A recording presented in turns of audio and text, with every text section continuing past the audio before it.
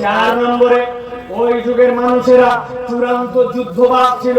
ঘটনা অঘটনা কোন ছুতা কিছু লাগতো না, বিনা কারণেও তারা যুদ্ধ করত। কেমন যুদ্ধবাজ ছিল? ইতিহাসে একটা ঘটনা আসছে, একজন লোক তার একটা উট নিয়ে একটা পাহাড়ের কোণা, যেই জায়গাতে কিছু ঘাস আছে সেখানে তাকে খাওয়াতে দিয়েছে।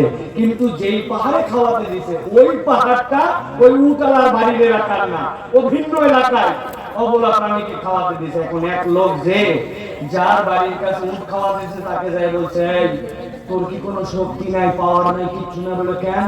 বলে কোথাকার কোন উট নিয়ে এসে তোর এলাকায় খাওয়াই যাবে, তুই কিছু করবি না? বলে আমার কি করা লাগবে? বলছি কিছু করতে না পাইলেও তোর ঘাস খেয়ে উটের দুধ হয়েছে, অন্তত উটের দুধটা দোয়াই ফেল।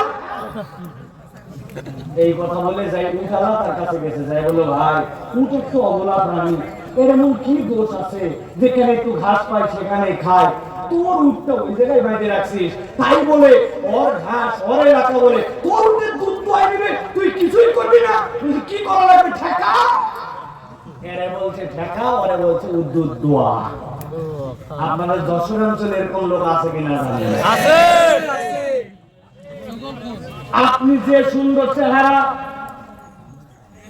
ভাবি আপনার কোন বরের অভাব, এইরকম একটা লোকের সাথে আপনার সংসার করা লাগবে, কোন দুঃখে আপনাকে বলছে? কি এমন বয়স হয়েছে আপনার? বাদ দেন ওই লোকে, দেখতে হবে অন্য জায়গায়, তালাক দেন।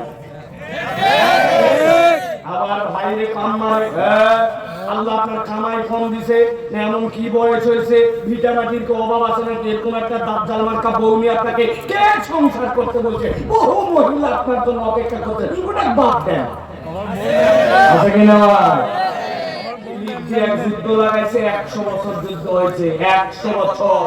এই যুদ্ধে হাজার হাজার লোক মারা গেছে। এইটা ছিল তাদের চূড়ান্ত যুদ্ধ। 4 নম্বর কারণ, আমি কিন্তু ধরবো আপনাদেরকে, যে কোনো একজনকে দাঁড় করায় বুঝে শুনেন।